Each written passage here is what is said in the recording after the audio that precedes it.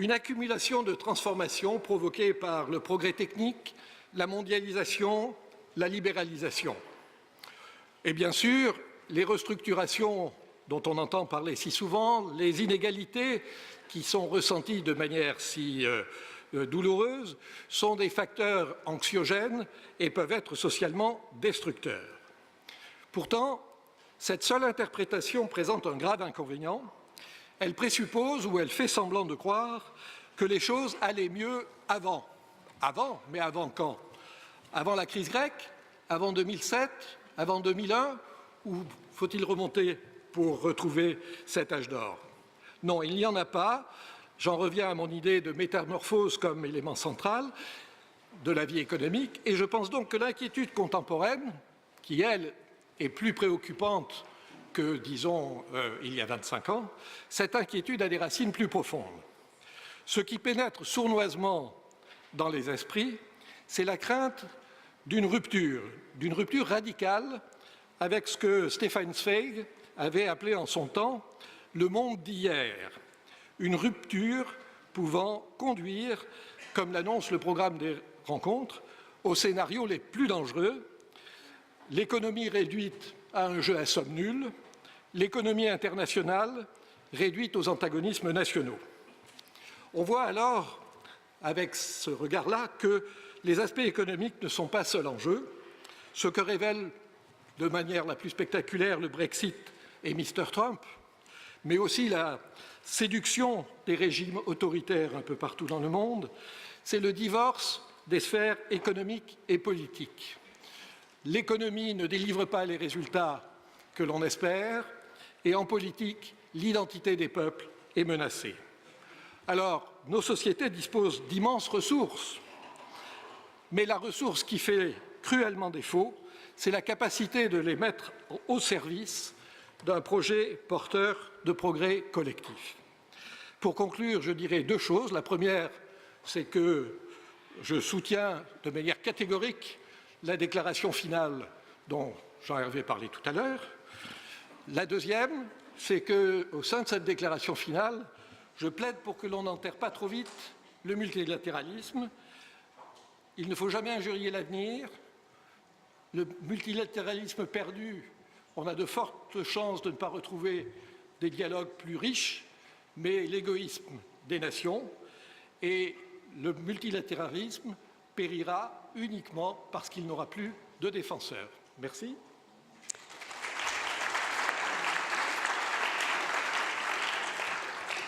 Merci Jacques. Alors je voudrais enchaîner avec vous, Isabelle Kocher, directrice générale d'Engie. La compétition pour les ressources, évidemment, ça concerne l'énergie, et vous êtes bien placé pour en parler, mais ça ne concerne pas que l'énergie, justement. Isabelle. Bonjour à toutes et à tous, ravi d'être là de nouveau. Moi je pense que c'est un coup d'EDF, ce qui s'est passé tout à l'heure. Pardon. J'espère que Jean-Bernard me pardonnera pour ma facétie. Alors, c'est pas d'hier.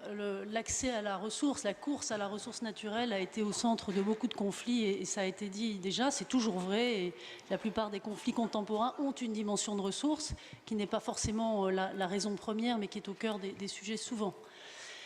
Et c'est vrai que si on regarde devant nous, il y a quelques raisons de s'inquiéter. Au cœur du sujet, il y a la Chine.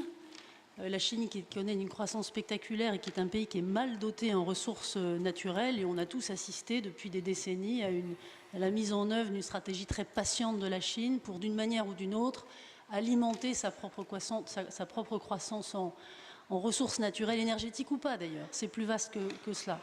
Il y a un deuxième facteur d'aggravation progressive, c'est l'urbanisation. 1 milliard de plus d'habitants dans les villes d'ici 2030, c'est-à-dire que la presque totalité de l'incrément de population entre aujourd'hui et 2030 sera en fait dans les villes. Et ça crée une autre rareté, c'est le travail. Et la ressource travail limitée est un point d'aggravation des tensions, ça me paraît clair.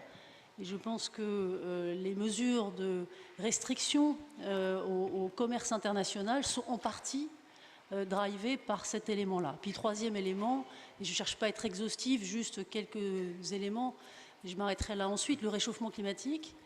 il provoquera l'accroissement de certaines raretés. Par exemple, la rareté de l'eau, alors non pas au plan global de la planète, parce qu'il y aura toujours autant de molécules d'eau. En revanche, elle sera moins bien répartie. Et on s'attend à une augmentation des stress hydriques de 40% dans les 15 ans qui viennent. Donc il y a des raisons de s'inquiéter. Maintenant, moi, j'ai l'optimisme des entrepreneurs. Et je crois qu'il faut garder en tête que l'humanité n'a jamais cessé de progresser. Alors nous sommes tous assaillis tous les jours par des nouvelles catastrophiques, parce qu'on est dans un monde où tout se sait tout de suite. Mais quand vous regardez les statistiques, il y a moins d'extrême pauvreté qu'avant. Pas moi qui le dis, c'est la Banque mondiale. Donc il y a une progression régulière, inexorable. Et c'est vraiment comme cela que je pense qu'il faut voir les choses. Et il y a effectivement des ingrédients pour en sortir par le haut. Et là, je vais en venir plus spécifiquement au monde de l'énergie. Dans le monde de l'énergie d'aujourd'hui, il y a quelques pays de la planète qui alimentent tous les autres, qui sont les pays que vous connaissez, qui sont les grands producteurs de pétrole et de gaz. Et ceci conduit à ce que la plupart des pays émergents qui ont des besoins en énergie qui sont croissants au fur et à mesure qu'ils ont besoin d'alimenter leur croissance économique, eh bien, ceci conduit au fait que ces pays émergents sont de plus en plus dépendants sur le plan énergétique. Et la bonne nouvelle, et c'est là que je pense qu'il y a quand même vraiment des raisons de sortir ou des moyens de sortir par le haut de cet étau, cette bonne nouvelle vient d'abord d'une conscience accrue, collective, qui a débouché sur des efforts de recherche importants et qui font qu'aujourd'hui, il y a des technologies qui ont totalement desserré le goulot d'étranglement d'accès à la ressource énergétique. Et c'est évidemment le renouvelable dont je suis en train de parler. Et quand vous regardez une carte d'irradiation solaire du monde, vous vous rendez compte que là où l'irradiation est maximum, c'est bien entendu entre les tropiques, et que donc une très grande partie des pays émergents sont très bien servis en fait en ressources renouvelables. C'est vrai du solaire, c'est vrai du vent, c'est évidemment pas équiréparti, mais voilà une ressource énergétique qui a toujours été là, bien entendu, physiquement, mais qui était inaccessible parce que inabordable, et qui progressivement rentre dans la zone d'économicité. Et ça change la donne de manière absolument spectaculaire. Non seulement parce que, je veux dire, en termes de quantité, il y a presque plus de limites. Les spécialistes nous disent que l'énergie solaire, si on l'exploite à grande échelle, représente 20 fois la consommation mondiale d'énergie. Bon, autant dire qu'en termes de quantité, il y a là une très très grande partie de la solution. En termes de distribution aussi, je le disais. Donc une énergie de moins en moins chère, elle est encore trop chère, mais ça évolue chaque année, mais une énergie de moins en moins chère, non seulement c'est, je dirais, les moyens de développer, d'alimenter la croissance économique de ces pays dont j'ai parlé, mais c'est aussi un point d'entrée à la résolution de bien d'autres problèmes s'agissant des ressources. J'évoquais l'eau il y a une seconde. Quand il y a de l'énergie, c'est bien rare de ne pas pouvoir trouver d'eau. Question de profondeur de forage, mais enfin c'est bien rare qu'il y ait des cas où on ait accès à une énergie abordable sans avoir accès à de l'eau. Matières premières, plus généralement, on va entrer avec une énergie pas chère, dans une plus grande capacité à recycler. Parce que les processus de transformation des matières, de recyclage des matières, le fameux bottle to bottle, hein, vous avez sûrement entendu parler, c'est-à-dire comment est-ce qu'on fait d'une bouteille de plastique usagée une bouteille de plastique neuve, ça consomme de l'énergie. Donc, une énergie pas chère, bien distribuée, c'est un point d'entrée dans toutes ces avenues de solutions. Alors, ce sera progressif, bien entendu, mais je crois vraiment qu'il y a de nouveaux modèles qui se dessinent, qui sont les modèles de l'économie circulaire, on a l'habitude de l'appeler comme ça, qui seront basés sur ces nouvelles technologies, qui auront la caractéristique d'être extrêmement locaux, je pense, des boucles locales, de production d'énergie sur le site même de la consommation, évidemment pas en totalité, mais en partie. Les spécialistes nous disent en 2050, 30%, 40%, vous voyez, c'est pas marginal. Donc des cycles très locaux, des boucles locales, qui sont de nature à desserrer l'étau de l'économie de rareté dans laquelle nous sommes aujourd'hui. Alors pour arriver à faire ça, il y a quand même un certain nombre de conditions à respecter. La première, je crois, c'est d'avancer vers ces nouveaux systèmes de manière déterminée. C'est-à-dire qu'il faut vraiment prendre le parti de travailler activement à leur développement. Nous sommes une entreprise, Engie, nous ne sommes pas une ONG. Simplement, notre analyse, c'est que plus nous allons être capables de nous inscrire dans ces nouveaux modèles, qui se trouvent être supportés finalement par l'ensemble des acteurs, les collectivités locales bien entendu, puisque tout ce que je suis en train de dire, c'est un modèle qui va s'incarner en réalité à l'échelle de la ville bien souvent, mais l'ensemble des partenaires, les représentants politiques, tout ceci est un écosystème qui pousse dans cette direction. Donc notre analyse, c'est que plus une entreprise comme la nôtre s'inscrit dans ces nouveaux modèles, plus, si je puis dire de manière simple, elle est préférée. C'est le pari que nous avons fait il y a 3 ans. Nous avons fait des choix assez clairs. Nous avons décidé d'arrêter 20% de nos activités parce qu'il paraissait difficile à embarquer dans ce monde que je viens de vous décrire. Alors, la bonne nouvelle, c'est que ça n'était que 20%. Nous avions 80% de nos activités qui sont robustes, qui sont extrêmement rentables, qui sont très compétitives. Mais 20% que nous avons arrêtés pour dégager de la ressource et investir dans ces nouveaux modèles. Et nous l'avons fait de manière, je dirais, industrielle, à grande échelle, en essayant d'être fin sur les horizons de temps, c'est-à-dire en investissant massivement sur tout ce qui fonctionne déjà. Et Engie est en train de s'installer comme un acteur spécialiste de ces nouveaux systèmes énergétiques. Nous sommes devenus numéro 1 mondial des réseaux, des systèmes de froid modernes dans les villes. Nous sommes devenus numéro 1 mondial des systèmes de recharge de véhicules électriques, par exemple, numéro 2 mondial des microgrids. Je ne cherche pas à vous faire la publicité d'Engie, je dis simplement il y a beaucoup d'infrastructures qui s'inscrivent dans ces systèmes modernes, locaux, décentralisés, d'économie circulaire, qui marchent déjà et qui sont déjà économiques. Donc, voilà, première condition, je pense, c'est vraiment de ne pas laisser à la Californie le monopole, je dirais, de la vision. Pas de raison. Nous avons un tissu industriel qui est extrêmement robuste et d'avancer de manière mais très structurée, très industrielle, avec le même sérieux que ce que nous avons fait pour développer les générations précédentes de technologies. Deuxième condition, c'est de desserrer un autre étau, celui-là qui est celui du financement. Écoutez, on est dans un monde très paradoxal. Il n'y a jamais eu autant d'argent disponible, je crois, au point que les taux d'intérêt, on le voit tous, sont très faibles, voire parfois négatifs. Il y a des besoins considérables. Il faut créer un pont entre les deux. Le système que je vous décris est un système très granulaire à l'échelle des villages, des villes. Ça veut dire qu'au fond, une multitude de projets, par centaines de milliers, chacun de petite échelle. Ça veut dire qu'on peut investir sans prendre des risques considérables. Il suffit de faire foisonner les projets. C'est moins risqué d'investir dans 1000 microgrids que dans un très, très grand. Donc je pense qu'il y a beaucoup de conditions qui sont réunies pour que, effectivement, on arrive à créer ces ponts.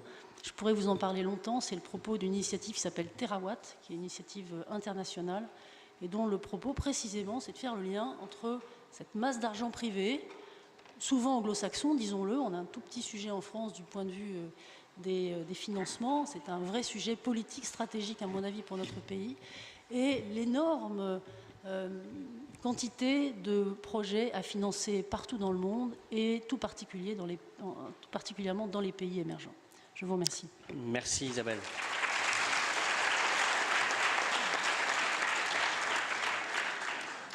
Alors Peter Messerli, vous êtes géographe, vous enseignez en Suisse à l'université de Berne. Et puis vous êtes également le co-auteur ou co-rapporteur, vous corrigez-moi, du rapport des Nations Unies sur le développement durable. Alors est-ce que le géographe partage l'optimisme affiché par la chef d'entreprise? Merci beaucoup. C'est un privilège de participer à cette discussion et je remercie les organisateurs, particulièrement l'IRD qui a mis en contact. Et je me permets de m'exprimer en anglais parce que je suis plus à l'aise, mais donc. Vous avez un français parfait.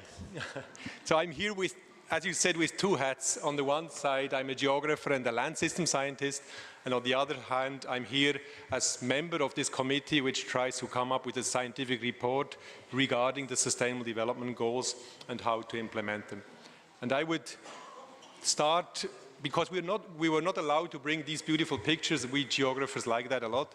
So I brought you a story which I would start with and reflect on this story from these two perspectives, from land science and from sustainable development. So the story, you have to picture a forested landscape in Cambodia, small houses, people living there, and one day you have bulldozers coming up, and they're clearing the forests, the peoples are relocated, the wood is sold to Vietnam for furniture industry in Europe, and then you build rubber for the Chinese market in a monoculture. And of course, there's an outrage because you have human rights violations, you have environmental disasters, but nothing seems to be possible because the Vietnamese company is a state company, and there is a deal between the Vietnamese and the Cambodian government how to go forward. But the interesting part of the story is that researchers which we were involved in traced back the money. Where does the money come from? And they found out that actually behind these state companies, the capital came from Deutsche Bank and IFC of the World Bank. And lobbyists and activist groups used that knowledge to connect to international groups, which then negotiated with Deutsche Bank, and they stopped the capital, which again stopped the operations in Cambodia.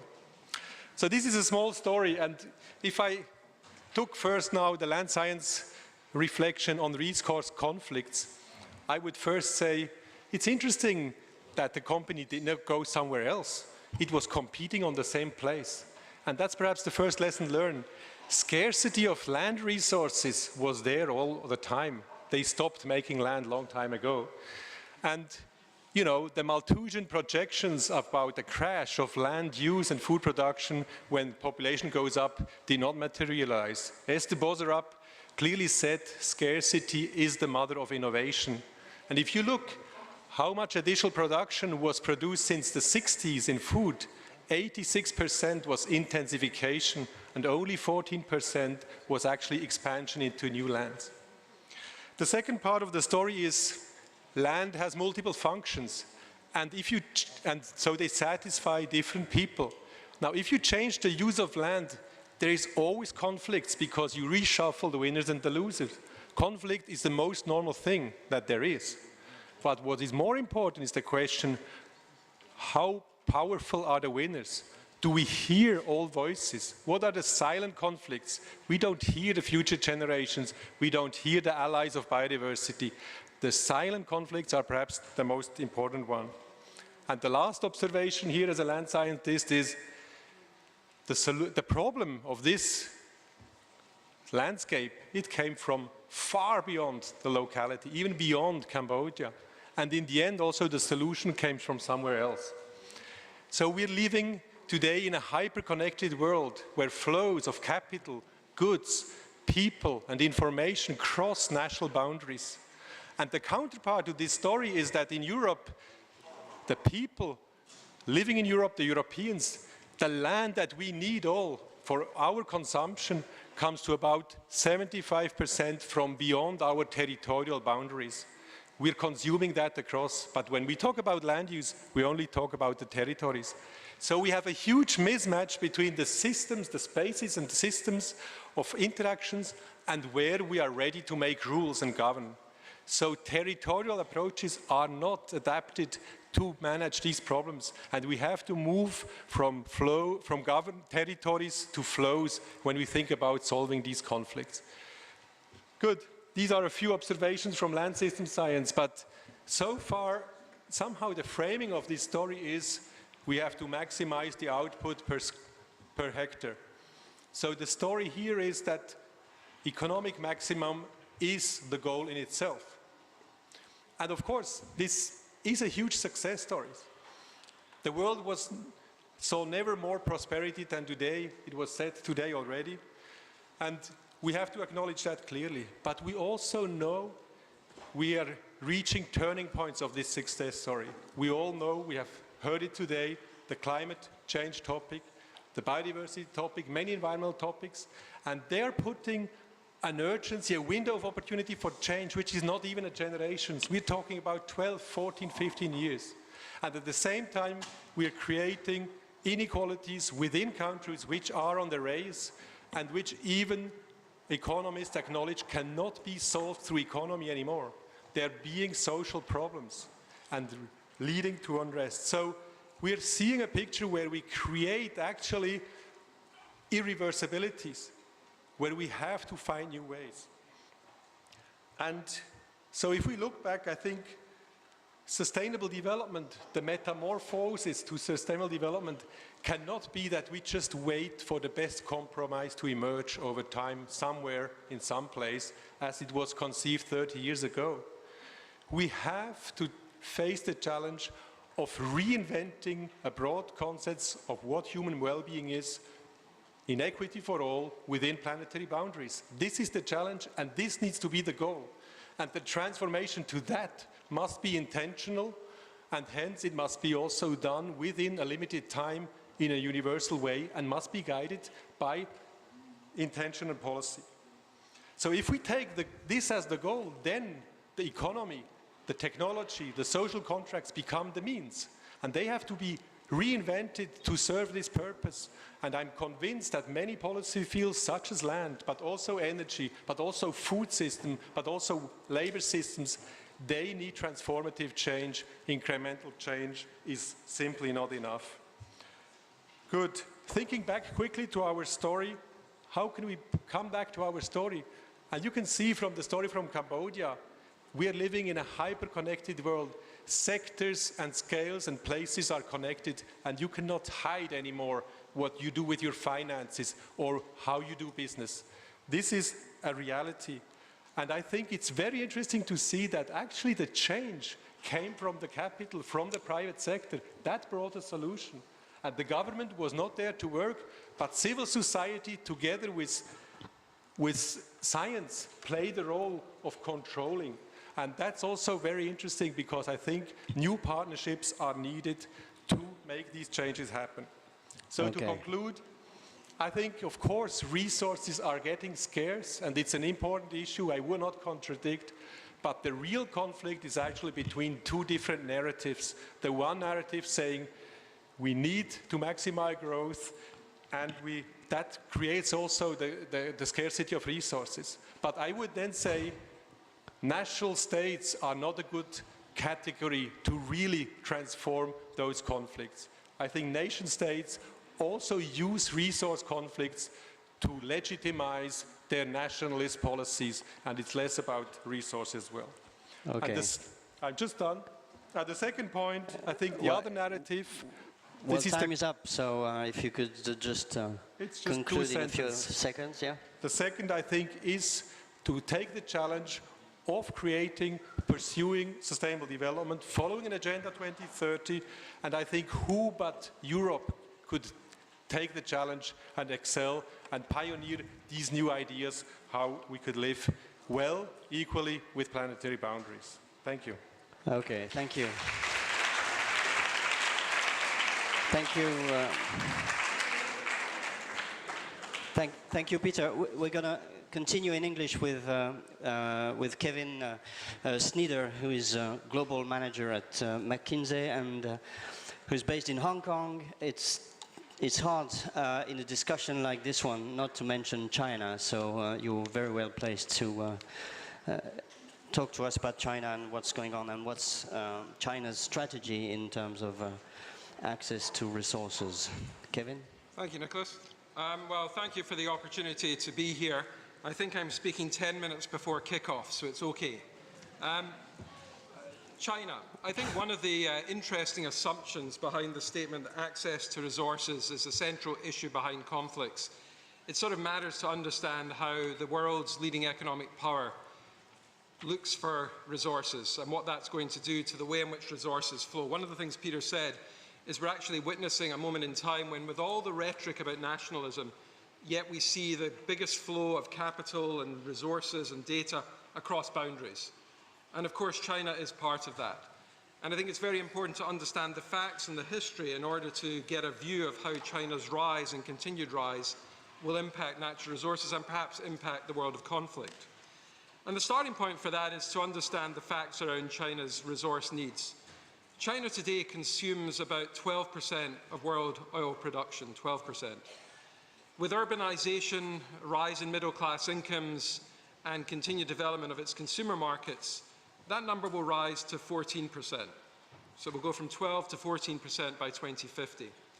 So the issue for China is not so much its absolute importance. That would make it just as important as the United States is to oil consumption around the world, and I just use oil as one natural resource. Of course, the difference with China is whereas the US increasingly is able to source a lot of that energy through various sources internal to the United States, China needs to import. About 70% of China's oil consumption will be satisfied through imports, and that will rise to be about 80% by 2050. So China will be the major reason why there is going to be more flow of oil and others across boundaries, because China will need access to those resources.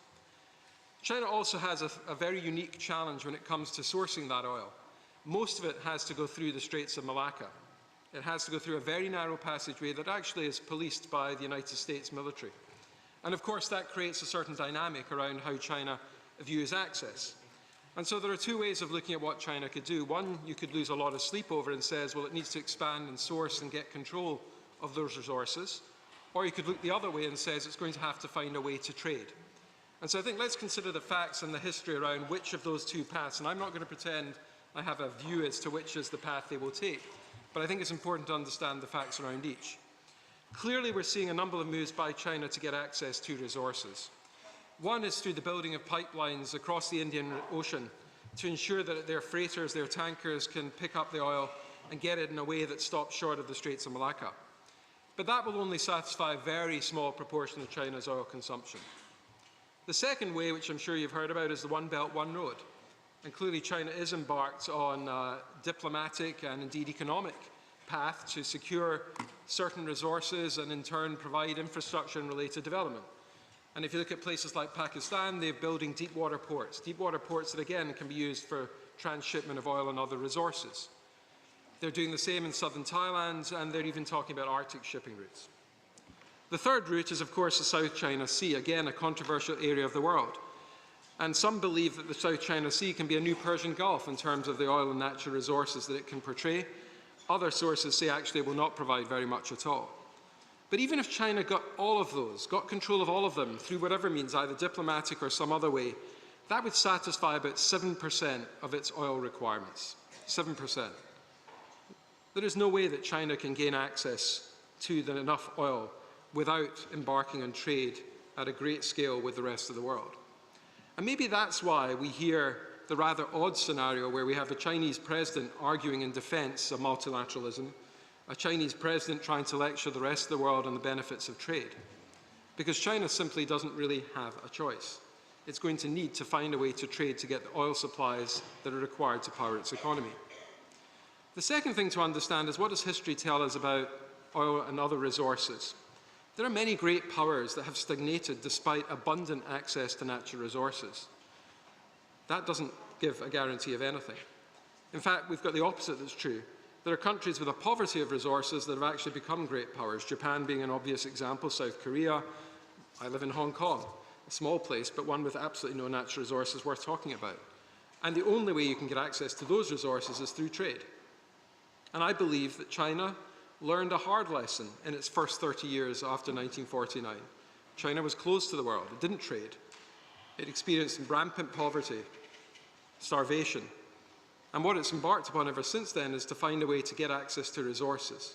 So a pessimist would say they could try and do that militarily. An optimist would say actually the path suggests that the facts are on the side of trying to find other ways to do it. But I actually believe the biggest battle for resources, and one that actually has a lot more tension associated with it, isn't the battle for natural resources. It actually says here, access to resources, not natural. It's the battle for data and information. And that's a battle that's really being fought even as we speak. Because that's the battle that will power the economies of tomorrow. I'm actually optimistic that between renewables, the continued trading of oil and other resources, we'll find a way for the world to trade and stay global and stay connected.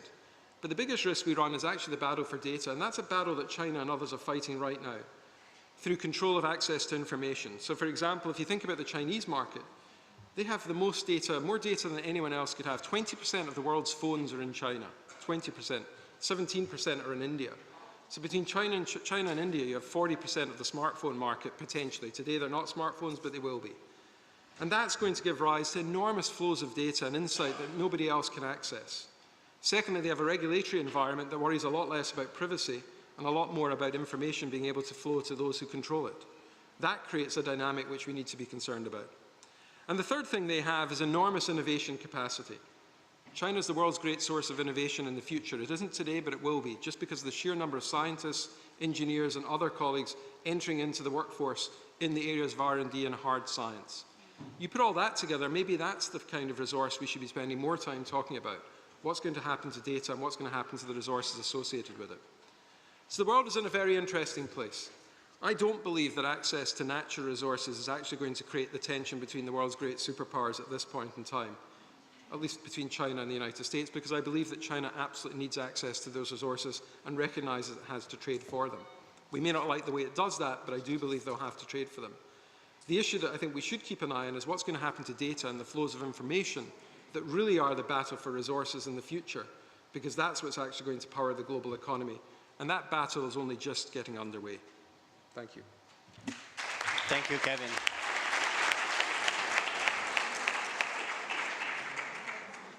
Alors, Mohamed Soual, vous êtes chef économiste de l'Office chérifien des phosphates, l'OCP, qui est le premier groupe privé du Maroc, qui est une entreprise considérable. Et puis, vous êtes également conseiller du président de ce groupe. Et également, l'OCP, évidemment, est un acteur dans la bataille pour l'accès aux ressources.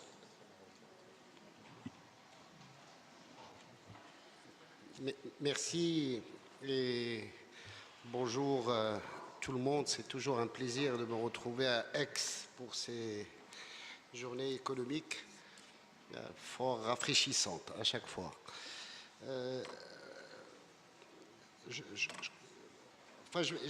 Mon propos va se diviser en 4 petites parties et je tâcherai de toutes mes forces de respecter les 8 minutes qui me sont imparties.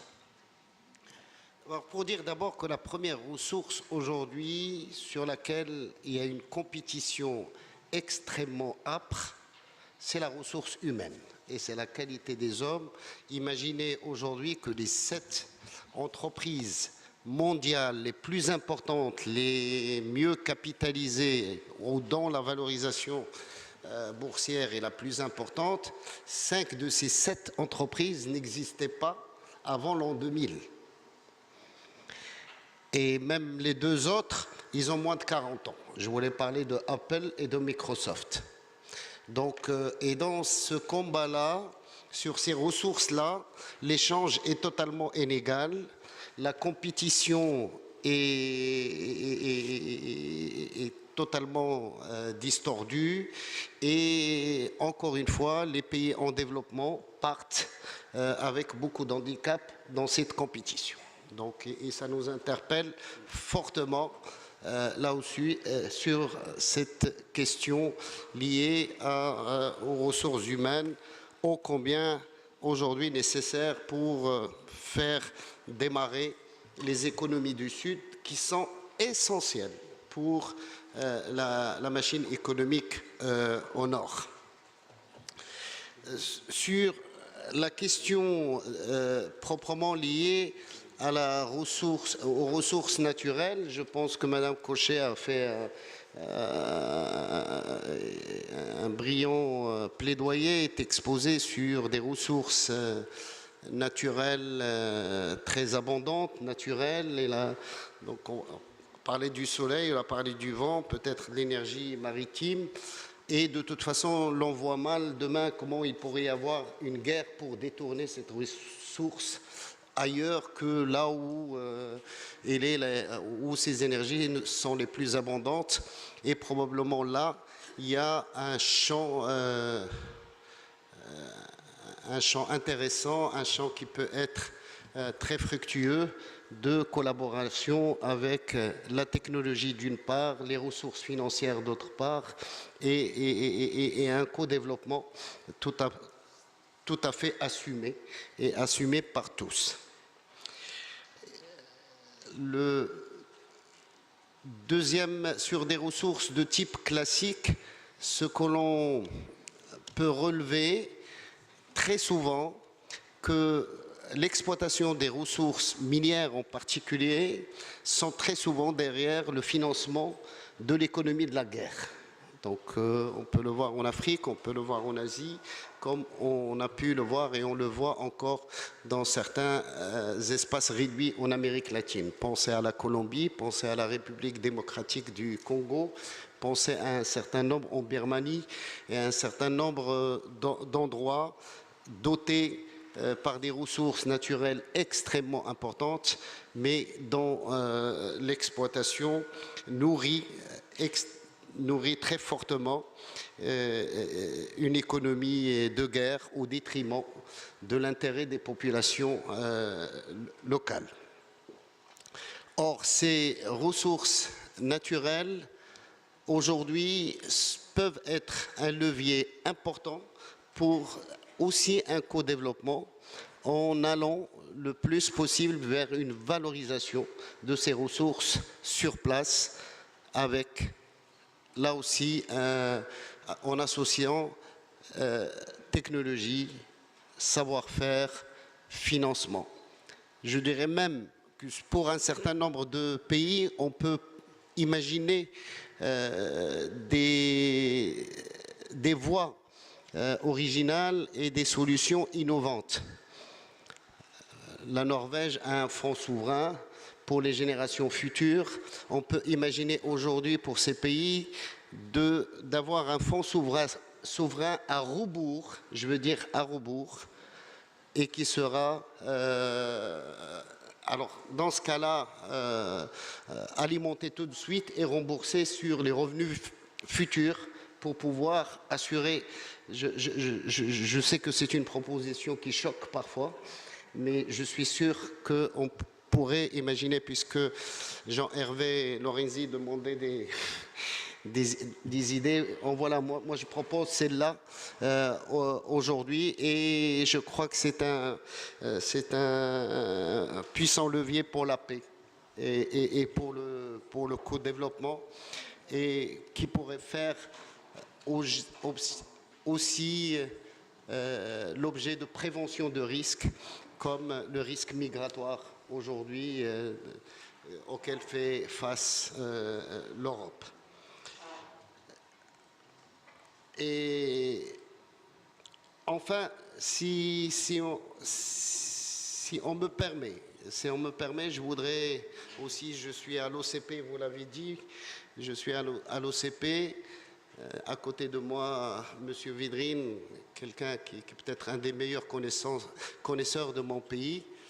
Je parle sous son contrôle sur un certain nombre d'éléments.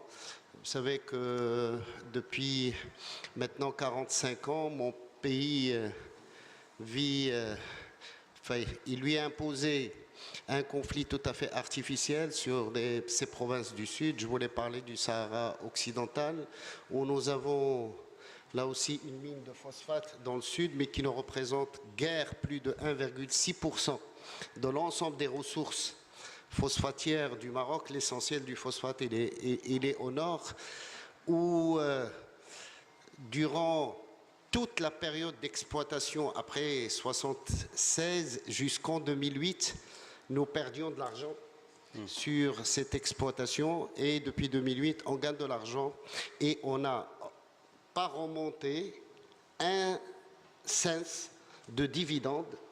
Tout le profit réalisé est réinvesti sur place.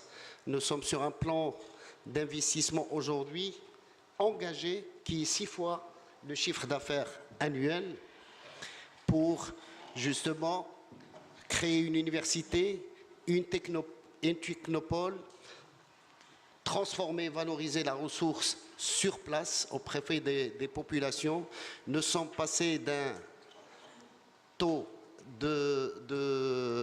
pour le personnel de à peu près moins de 10% durant la période coloniale à 16% du personnel local, et cette université et cette technopole est totalement orientée vers les énergies renouvelables, toutes les énergies renouvelables, et c'est un champ avec lequel, avec nos amis d'Inji, on a commencé à discuter, et j'espère qu'on aura l'occasion avec Madame Cochet qu'on revienne sur ces discussions fort importantes.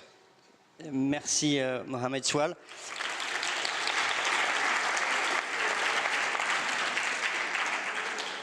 Hubert Védrine, on l'aura compris, la compétition sur les ressources dépasse très largement le seul sujet des ressources naturelles.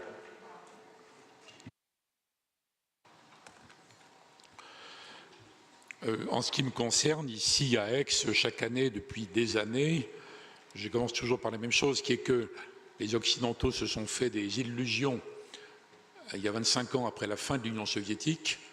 Ils ont cru dans la communauté internationale, les dépassements des conflits, les dépassements des identités, etc., etc.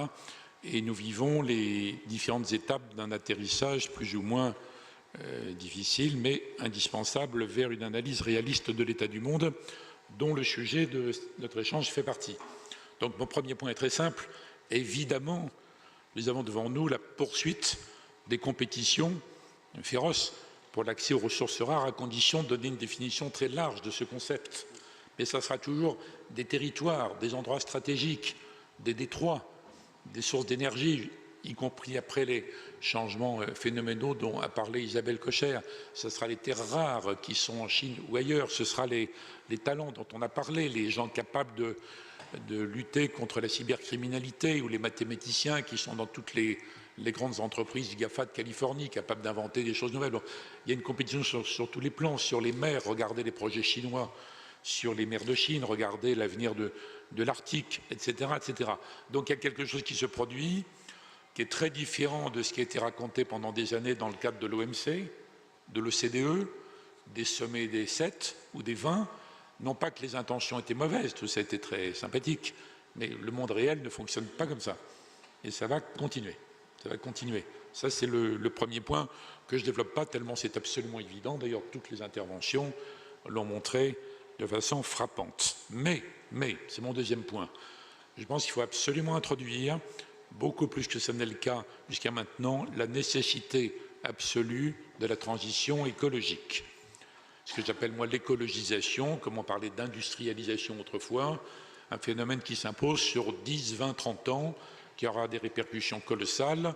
Ce que disait Isabelle est un exemple sur des modes d'énergie qui s'organisent autrement, mais c'est très très large, en fait, comme remarque. Et je ne comprends toujours pas pourquoi il n'y a pas déjà un nouveau mode de calcul, un nouveau PIB, un nombre de calcul qui introduirait cette donnée qui ne doit pas relever simplement de l'ouverture d'esprit, de l'idéalisme ou du militantisme écologique.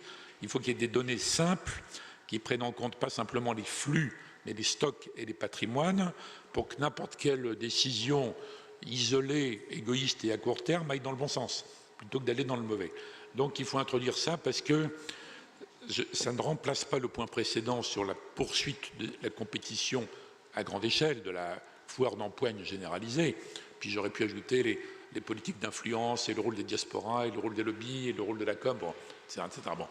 Donc le point écologisation ne transporte simplement, ça élargit le champ. Et à mon avis, dans quelques temps, il y aura une nouvelle hiérarchie qui apparaîtra aussi bien entre les entreprises qu'entre les nations en fonction de leur classement dans la compétitivité écologique, mais qui aura intégré les données de l'économie. Ce n'est pas contre, c'est la même chose. Troisième point, un autre mais.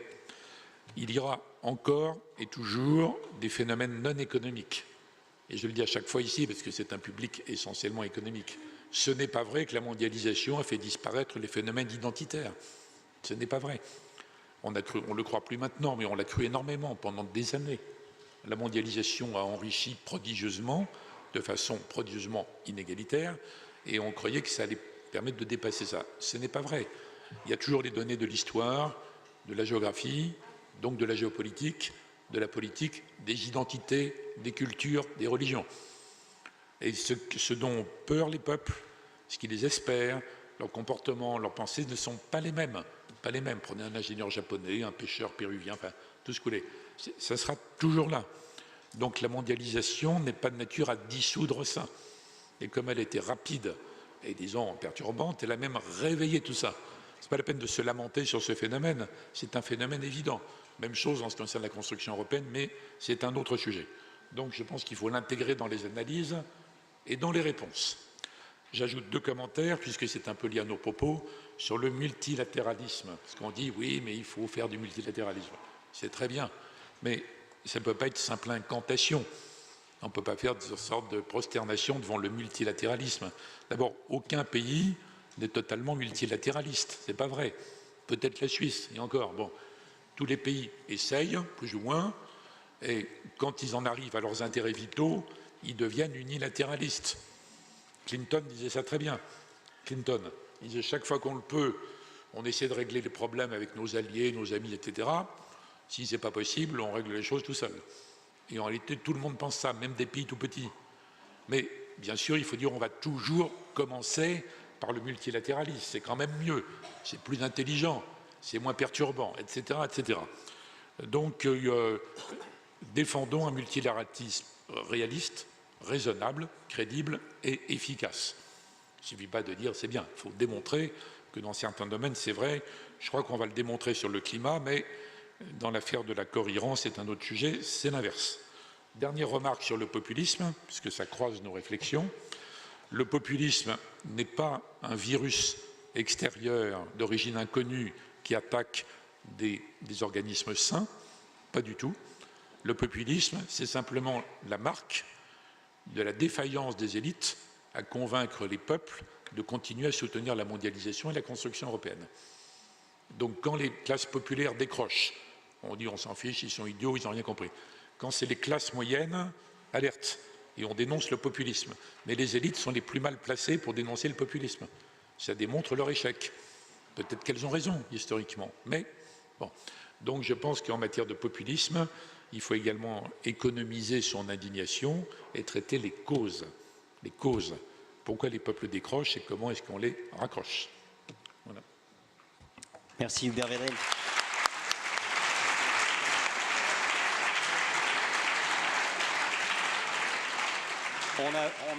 On a peut-être le temps de prendre une question avant de repasser la parole à Jacques Mistral pour conclure. S'il y a une question dans la salle, je ne voudrais surtout pas frustrer qui que ce soit, donc allez-y. Non, pas de question. Vous êtes sûr? Tant mieux. Alors juste avant, moi j'en avais une autre pour vous, parce qu'on évoquait la Chine tout à l'heure.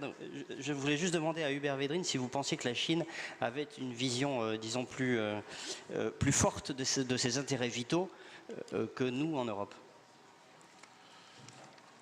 Oui, bien sûr, parce que les Européens ont vécu dans une sorte de bulle depuis 20 ou 30 ans, dans un monde de bisounours, alors qu'ils sont dans Jurassic Park, et donc les Européens ont beaucoup plus de mal à réintégrer, ne serait-ce que la notion d'intérêt vitaux, la notion de puissance raisonnable, hein, pacifique, mais quand même.